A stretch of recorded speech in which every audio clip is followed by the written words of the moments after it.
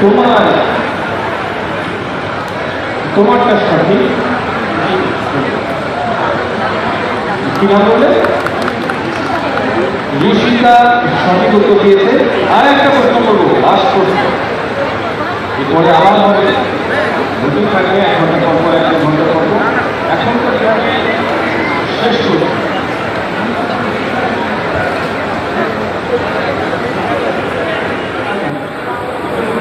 Easy করছে, কোনো মহিলা সমস্যায় পড়েছেন, কোনো মহিলা কোনো বিপদে পড়েছেন, সেই ক্ষেত্রে আমরা উইমেন হেল্পলাইন নাম্বারে ফোন করলে কত নাম্বারে ফোন করব?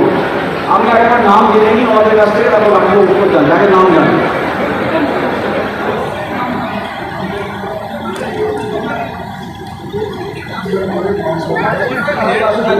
তাহলে উইমেন হেল্পলাইন নাম্বার আমি প্রথমে আসছি ওনারা হেল্পলাইন নাম্বার চকলেট রাইট 121 নয় 1091 রাইট আনসার। প্রাইজ ওনাকে প্রাইজ নাম্বারটা মনে রাখতে হবে 1091 চাইল্ড 1091 নাম্বার। লাস্ট কোশ্চেনে আপনার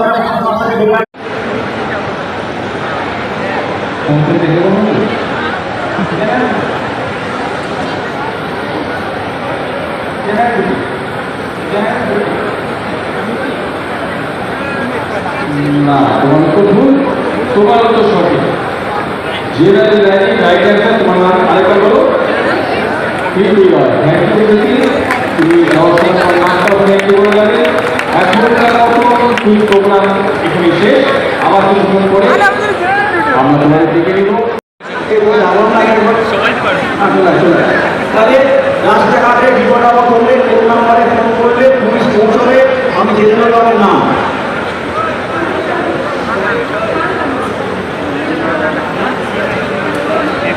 তিনজনে মিলে এসছে, তিনজনে একসঙ্গে নাম্বারটা বলবো, রাইট? 112 right answer. 112 সবাই মিলে আমার সাথে জোরে বলতে তিনবার 112 জোরে 112 বলা নেই না তুমি ভাষা লিখিও তো 112 জোরে আরেকবার 112 বেশ রাইট। আমি তাহলে যাচ্ছি পুলিশ মাস্টারকে আমার গাড়ি ও বাকি কিছু করবে, আপনার কাছে আলোচনা কিছু আছে।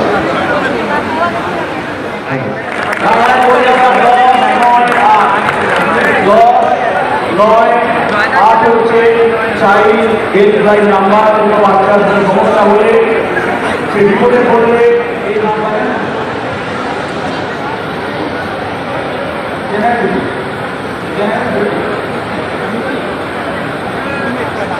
না, তোমার তো ভুল, তোমার তো সঠিক।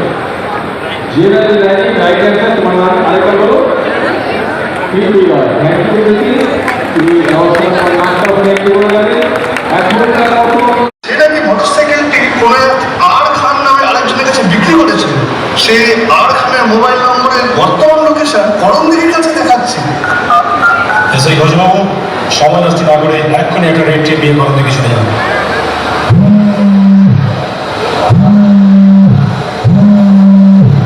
আমরা সন্দেহভাজন রমেশ দাস স্বীকার করছি। জেলার মুখে রমেশ এই ক্রাইমে তার আরো 3জন পার্টনারের নাম স্বীকার করেছে। আমরা আজাদ আনসারি আর আদিল খানকে ধরে ফেলেছি, কিন্তু ছোট পালিয়েছে। Sir good. আইন মোতাবেক 3জনকে গ্রেপ্তার করুন। 4748 বিএনএসএস ধারা অনুযায়ী আসামের পরিবারকে গ্রেপ্তারের কারণ জানিয়ে বুঝিয়ে দেবেন। ঠিকঠাক জার্নালিস্ট বানিয়েছেন তো? সার্চ করার সময় এই সাক্ষ্য ব্যবহার করে অডিও ভিডিও রেকর্ডিং করেছিলেন নিশ্চয়ই।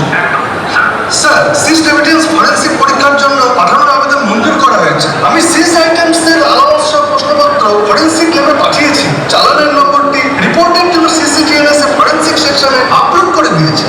স্যার আমরা কি 14 দিনের রিমান্ডের আবেদন করব? না, একেবারে পুরো 14 দিনের রিমান্ড নেওয়ার প্রয়োজন নেই। আপনি প্রথম দফায় 5 দিনের রিমান্ড চান এবং পরবর্তীতে প্রয়োজন হলে তদন্তের অগ্রগতির ভিত্তিতে আরও রিমান্ড চাইতে পারে। 187 বিএনএসএস ধারা অনুযায়ী গ্রেপ্তারের পর প্রথম 60 দিনের মধ্যে যে কোনো সময় মোট 15 দিন রিমান্ডের অনুমোদন আছে। আর স্যার ওদের হাত করা পাওয়াতে তো ম্যাজিস্ট্রেটের পারমিশন দরকার হবে না, কারণ ওরা যে ধরনের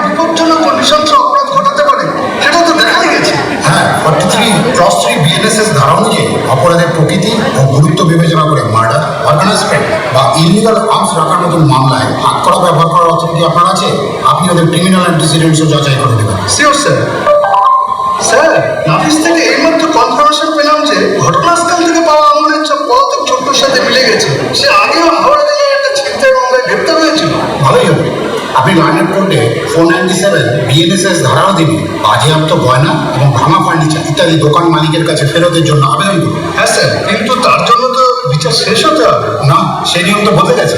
সেকশন 497 বিএনএসএস এর উদ্দেশ্য হল বিচার শেষ হওয়ার আগেই উদ্যোগ সম্পত্তি মালিকের হাতে হস্তান্তর করা। আপনি যত বেশি সময় এইসব মালখানে রাখবেন এগুলো তত নষ্ট হওয়ার সম্ভাবনা থাকে, তাই না?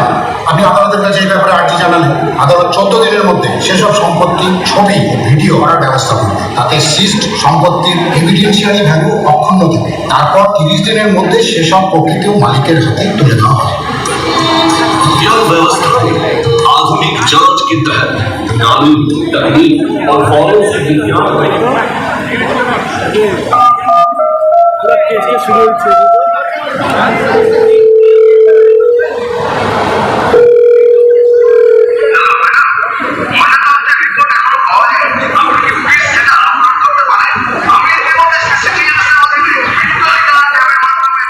আমার নাম শ্যামসুন্দর দে, আর এই রক্তাক্ত পড়ে আছে এ আমার ছেলে বাপি দে, সাথে আর এই আমাদের শেষ গার্ল উর্মিলা। কোথায় গেল ও? এই তো দুপুরে টিফিনের সময় ছিল, তাই আমার অন্য দুজন কর্মচারী খেতে গিয়েছিল। দোকানের সিকিউরিটি গার্ড ওই কোলাপসিবল গেটের কাছে দাঁড়িয়েছিল। আমরা এই কজনই ছিলাম তখন। মনে করে পরপর সবটা বলতে পারবেন তো এখন? স্যার, তখন দুপুর প্রায় 2:30 বাজে। 4 জন লোক দোকানে ঢুকলো, আর হঠাৎ ওদের একজন একটা দেশি পিস্তল বার করে আমার ছেলের বুকে টেকে সোজা গুলি চালিয়ে দিল। আমার একটা মাত্র ছেলে মরে গেল স্যার। আরেকজন দুষ্কৃতী আমার দিকে ছুটে এসে ক্যাশ বাক্স থেকে টাকা লুটতে শুরু করে দিল স্যার। 15 মিনিটের মধ্যে লুটপাট চালিয়ে পালিয়ে গেল স্যার। এসে ম্যাডাম শেরপা, মৃতদেহের পঞ্চনামা শুরু করুন আর বডি পোস্টমর্টমের জন্য পাঠান। আর সিসিটিএস পোর্টালে ইউডি মামলা রেজিস্টার করুন। আপনি পুলিশকে একটা রিটেন কমপ্লেন দেবেন প্লিজ। কোন থানায় এফআইআর করবো স্যার? হেন্টাবাদ থানা আমাদের জন্য কাছাকাছি হয়, নাকি সদর রায়গঞ্জ থানায় করতে হবে? থানার জুরিডিকশন নিয়ে আপনাকে চিন্তা করতে হবে না। আপনি যে কোনো থানায় এফআইআর করতে পারেন। একে বলে ছিল এফআইআর। অভিযোগ পেলে পুলিশকে অবশ্যই তা রেজিস্টার করতে হবে। পরে ডিপার্টমেন্ট নির্দিষ্ট থানায় এফআইআর স্থানান্তরিত করবে। রিটেন কমপ্লেন পাওয়া গেছে এবং সিসিটিভিতে এফআইআর নথিভুক্ত হয়েছে।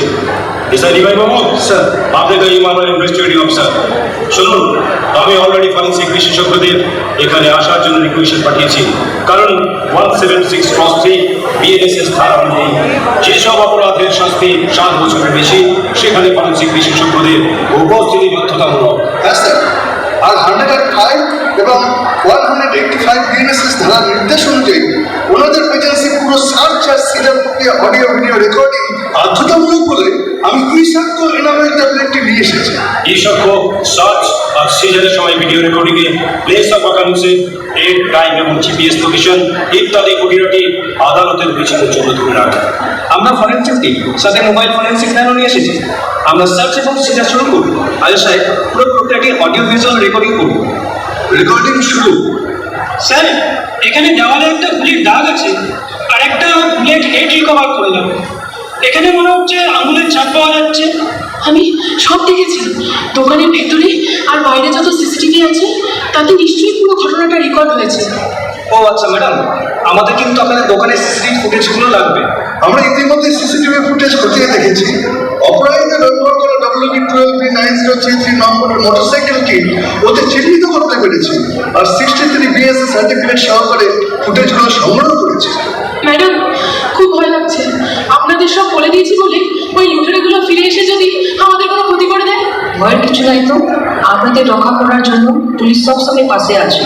আসলে এরকম ট্রমাটিক সময়ে আপনাদের মতো সাক্ষীদের সাহায্য করার জন্য 398 বিএনএসএস ধারার অধীনে সাক্ষী সুরক্ষার ব্যবস্থা রয়েছে। শুধু শারীরিক সুরক্ষা নয়, প্রয়োজনে সাইকোলজিক্যাল কাউন্সিলিংও করানো হবে।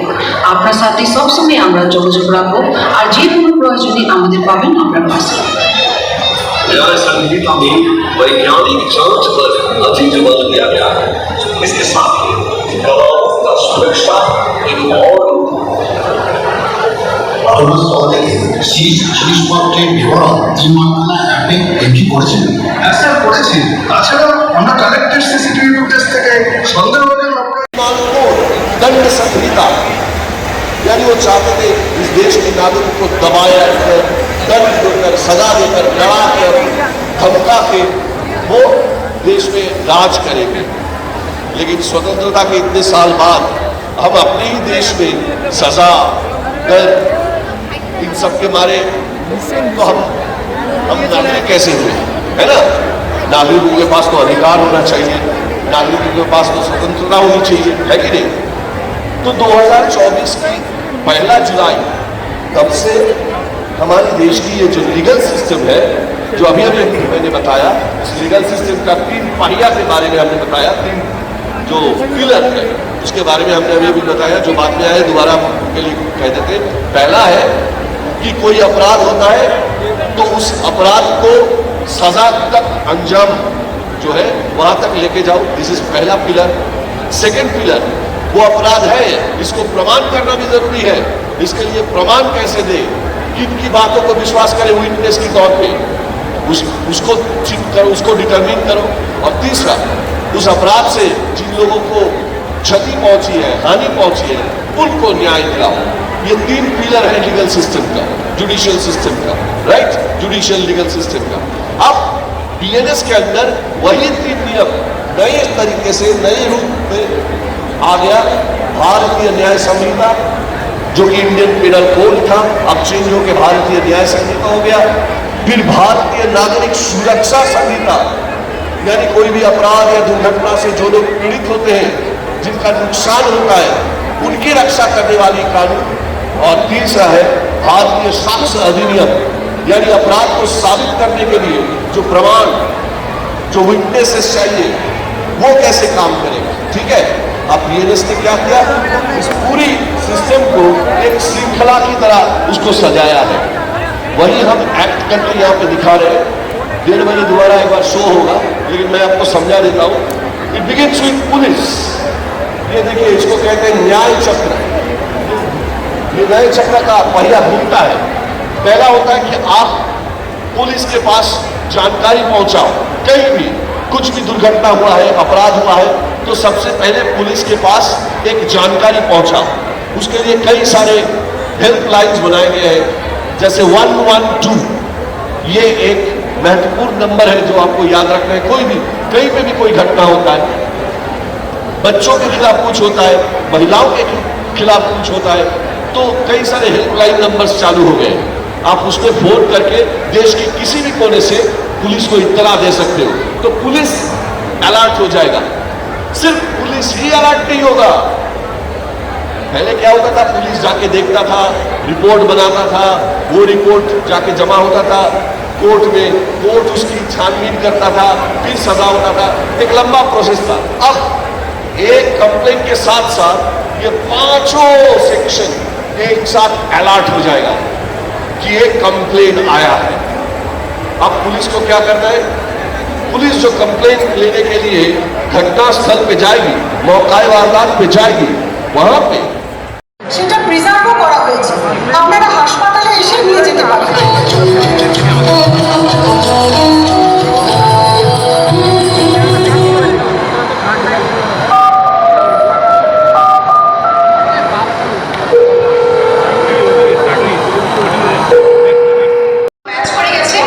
ব্লুটুথ হেডফোন অভিযুক্তের মোবাইল হ্যান্ডসেটের সাথে পেয়ারিং মিলে গেছে।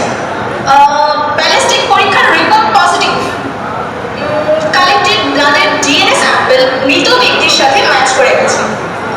আর সিসিটিভি ফুটেজে অপরাধীদের হাঁটা চলার ধরন অভিযুক্ত ব্যক্তিদের গেট প্যাটার্নের সাথে মিলে গেছে। जांच अधिकारी, अस्पताल और फॉरेंसिक प्रयोगशाला के बीच फॉरेंसिक पोर्टल। স্যার, আমি কি সত্যি এই মামলার তাড়াতাড়ি বিচার পাবো? আপনি পুরোপুরি নিশ্চিন্ত থাকতে পারেন। এমন কাণ্ড এরা আগেও করার চেষ্টা করেছে। তাহলে আপনি এদের বিরুদ্ধে সংগঠিত অপরাধ বিষয়ে 111 বিএনএস ধারা চার্জশিটে যুক্ত করুন। ঠিক আছে স্যার, ফাইনাল চার্জশিট তৈরি হয়ে গেলে আমি আপনার সাথে এটা নিয়ে আলোচনা করে নেব। হ্যাঁ, আপনি ই প্রসিকিউশন পোর্টালে আপলোড করে দেবেন। আমি 7 দিনের মধ্যে আমার মতামত জানিয়ে দেবো। আপনি সিসিটিএনএসে ফাইনাল ফর্ম আপলোড করলে তা আইসিজিএস নেটওয়ার্কের সাথে যুক্ত হয়ে যায়, সেখান থেকে প্রসিকিউশন সরাসরি সমস্ত নথি পেয়ে যায়। ई प्रोसिक्यूशन ने यह सुनिश्चित किया है कि जांच विभाग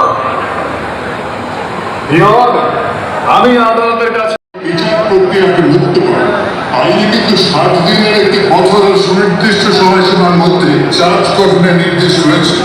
তাছাড়া আমি দেখেছি যে চার্জশিটের কপি ইতিমধ্যেই সরবরাহ করা হয়েছে। অতএব আজ এই চার্জ গঠন করা হবে। যেহেতু পরবর্তী আসামি দীর্ঘ সময় ধরে গ্রেপ্তার এড়িয়ে চলছে এবং তাকে অ্যাবসকন্ডিং ঘোষণা করা হয়েছে এবং তার গ্রেপ্তারের কোনো সম্ভাবনা নেই, তাই আমি সেকশন 356 বিএনএসএস বিধান অনুযায়ী তার বিরুদ্ধে এই অ্যাবসেনশিয়া ট্রায়াল চালানোর অনুমতি প্রার্থনা করছি। আবেদন মঞ্জুর করা হবে। কিন্তু ইওর অনার, আমি আজ পুরোপুরি প্রস্তুত নই। দয়া করে আরেকটি তারিখ দিন। 346 বিএনএসএস ধারা অনুযায়ী ডিফেন্স ইতিমধ্যেই অনুমোদিত দুটি ক্লিয়ার জাজমেন্ট চেয়ে আগেই পেয়ে গেছে। আসামিদের 530 বিএনএসএস ধারা অনুযায়ী ভিডিও কনফারেন্সিং এর মাধ্যমে ভার্চুয়ালি হাজির করা হয়েছে। নথিপত্র অনুযায়ী আসামি পক্ষের আইনজীবীকে ইতিমধ্যেই এই মামলায় দুবার অ্যাডজর্নমেন্ট দেওয়া হয়েছে। আর কোনো মন্তব্য দেওয়া হবে না, আবেদন খারিজ করা হবে। আমরা কনফার্ম করেছি যে সমস্ত প্রসিকিউশন সাক্ষীদের ডিজিটাল আইডেন্টিফায়ার বিবরণ যেমন ইমেইল, মোবাইল নাম্বার ইত্যাদি আপলোড করা হয়েছে। এই অপরাধের একজন প্রধান সাক্ষী উর্মিয়াকে এই সামান পাঠিয়ে তদন্ত করতে আবেদন জানাচ্ছি। সে এখন ট্রমাটাইজড আর কতদূর থেকে আদালতে আসাও তার পক্ষে সম্ভব নয়। তাই প্রার্থনা করছি যে তাকে ন্যায় ত্রুটির মাধ্যমে ডেজিগনেটেড প্লেস থেকে ভার্চুয়ালি আদালতে হাজির হওয়ার অনুমতি দেওয়া হোক। আবেদন মঞ্জুর করা হবে। আমি আসামিদের ঘটনাস্থলে দেখেছি, আজ এই আদালতের সামনে ওদের শনাক্ত করছি। ফরেন্সিক সায়েন্টিস্টকেও এই সামান পাঠানোর জন্য প্রার্থনা করছি। তিনি একজন অত্যন্ত ব্যস্ত বিজ্ঞানী। 254 বিএনএসএস ধারা অনুযায়ী তাকেও ভার্চুয়ালি আদালতে হাজির হওয়ার অনুমতি দেওয়া হবে। আবেদন মঞ্জুর করা হবে। আমি এবং আমার টিম আমাদের চূড়ান্ত রিপোর্ট জমা দিয়েছি। এই আদালত সমস্ত এভিডেন্স গুরুত্ব সহকারে পর্যালোচনা করেছে। এই মামলার সমস্ত আসামিকে এই আদালত দোষী সাব্যস্ত করছে এবং দোষী সাব্যস্ত প্রত্যেক ব্যক্তিকে যাবজ্জীবন কারাদণ্ডে দণ্ডিত করা হলো। একই সাথে বিএনএসএস এর 395 ধারা অনুসারে রাজ্য সরকারের প্রতি মৃতের পরিবারকে ক্ষতিপূরণ বাবদ 7 লক্ষ টাকা দেওয়ার নির্দেশ দিচ্ছে এই আদালত। জনসাধারণের তথ্যের জন্য এই রায়ের একটি প্রত্যয়িত অনুলিপি বিএনএসএস এর 392 সাবক্লজ 4 ধারার অধীনে ই-কোর্ট পোর্টালে আপলোড করা হবে। जब भी कोई थाना CCTS पोर्टल पर कोई मामला दर्ज करता है तो तुरंत ही interoperable criminal justice system ICJS networking পার করে ফেলেছে কিংবা যেসব রিপিট অফেন্ডার প্রাপ্ত শাস্তির অর্ধেক সময় বিচারাধীন অবস্থায় জেলে কাটিয়ে দিয়েছে, তাদের সম্পর্কে সেকশন 479 বিএনএসএস অনুযায়ী আদালতকে তথ্য দিয়ে অবগত করতে হবে। ও আচ্ছা, আর তাহলে কি ওরা তখন জামিন পাওয়ার যোগ্য? হ্যাঁ হ্যাঁ, অবশ্যই অবশ্যই।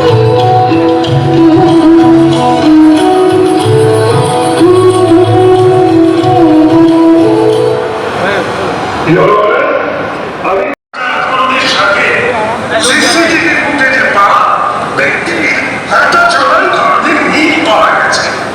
অথচ এই সিসিটিভি ফুটেজ স্থানীয় একজন মালিকের কাছ থেকে sanctity of the chain of destiny of the evidence বজায় না রেখে সংগ্রহ করা হয়েছে। ইওর অনার, দোকান মালিকের কাছ থেকে সিসিটিভি ফুটেজ সংগ্রহ করার সময় সেই সিসিটিভির পেশাদার টেকনিশিয়ান